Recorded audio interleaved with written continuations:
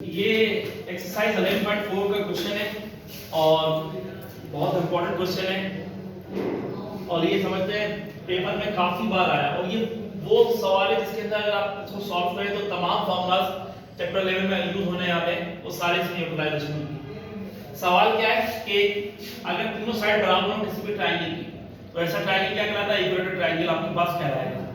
उसके बाद प्रूफ क्या करना है कि एस्क्राइब रेडियस, सर्कम रेडियस और इन रेडियस का रेशो 3:2:1 ये हमें प्रूफ करना है।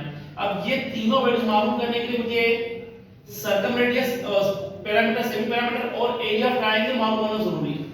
तो मैंने सेमी पैरामीटर मालूम किया क्योंकि तीनों वैल्यूज बराबर थी तो ए और बी सी को तमाम को रिप्लेस कर दिया विद रिस्पेक्ट टू ए, तो आंसर आया आपके पास 3/2a।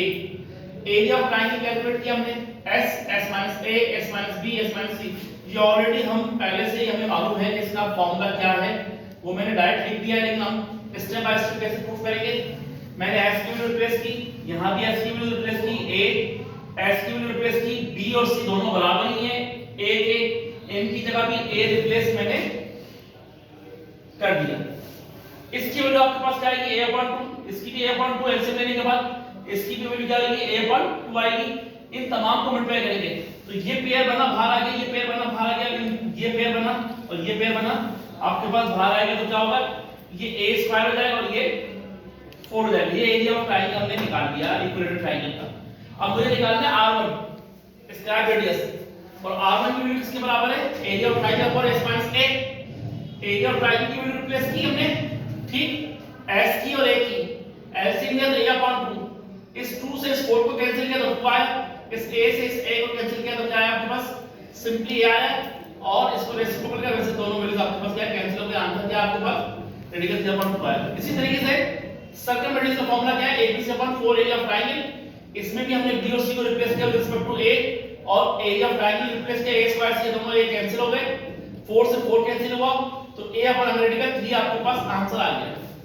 इसी तरीके से हमने इन रेडियस फार्मूला क्या है, area of triangle upon semi parameter s, दोनों को वैल्यूज रिप्लेस की तो आंसर क्या बना आपके पास, ये आंसर बन गया। अब सर रिप्लेस करते हैं, फाइंड करते हैं r1 कैपिटल R और r जो हमें मालूम करना है। तो r1 की वैल्यू क्या थी, ये कैपिटल R की वैल्यू थी ये और r की वैल्यू क्या थी, ये थी, ठीक है।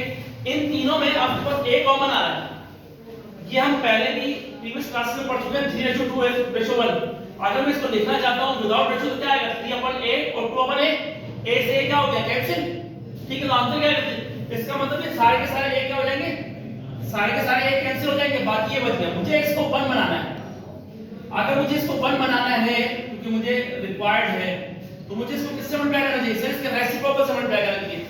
तो इसको भी रेसिप्रोकल से मल्टीप्लाई करूंगा तो 6/3 से 1 बनाने के लिए, तो फिर मैं इसको भी करूंगा और इसको भी करूंगा।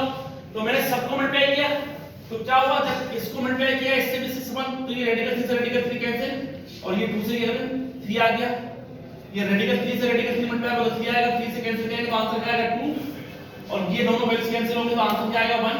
तो रिक्वायर्ड रेशो हमारे पास आगे यही हमें प्रूफ करना है।